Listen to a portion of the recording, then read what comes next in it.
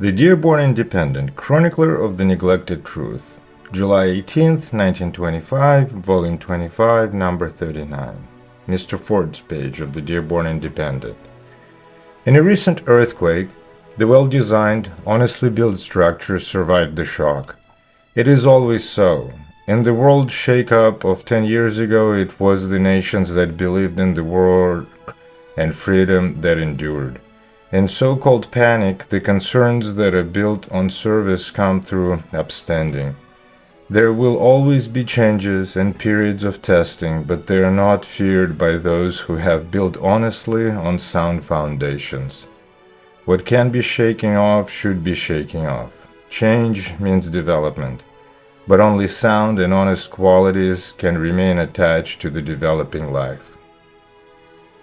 A student of earthquakes, their causes and effects, rode through a scene of recent destruction and made this report. In general, good design and honest workmanship stood, while incompetency and bad workmanship were exposed in all their miserable nakedness. It was the comment of a detached scientific investigator on industrial honesty. There's nothing new in it. It is as old, at least, as the parable of the house that was built on the sand. But its age is an evidence of its truth, for truth is the oldest element in the world. It becomes new only in our discovery of it.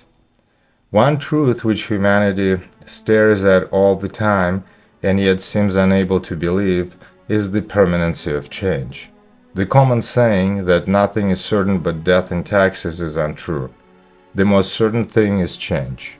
Taxes are a charge and death is a cessation of function on a certain plane. But change is a continuous and is possibly one of the farthest reaching laws of the universe and life. It is this element of change that makes life a perpetual surprise. The ambushed hour that will turn our fate or test our mettle is always around the corner. To cultivate a sense of glad expectancy and greet the unknown with the cheer as signs that a man is coming to an understanding with life. The truth of the continuous experience of change needs no demonstration, but the problem of what will survive change is, in all its aspects, all of the deepest that the mind of man has wrestled with. It is at the bottom of the oldest speculation about immortality and the youngest business policy. The expert in earthquakes and the expert in the parable both bear witness that good work survives.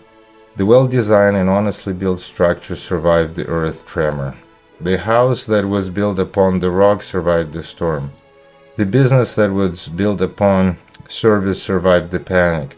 The man who did a day's work every day survived the cleanup of incompetent that swept through the shop.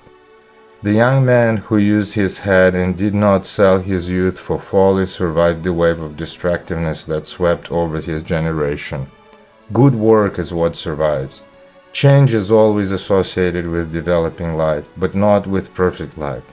The line of the old hymn, which may think is very mournful, change and decay in all around I see, is really a statement of development.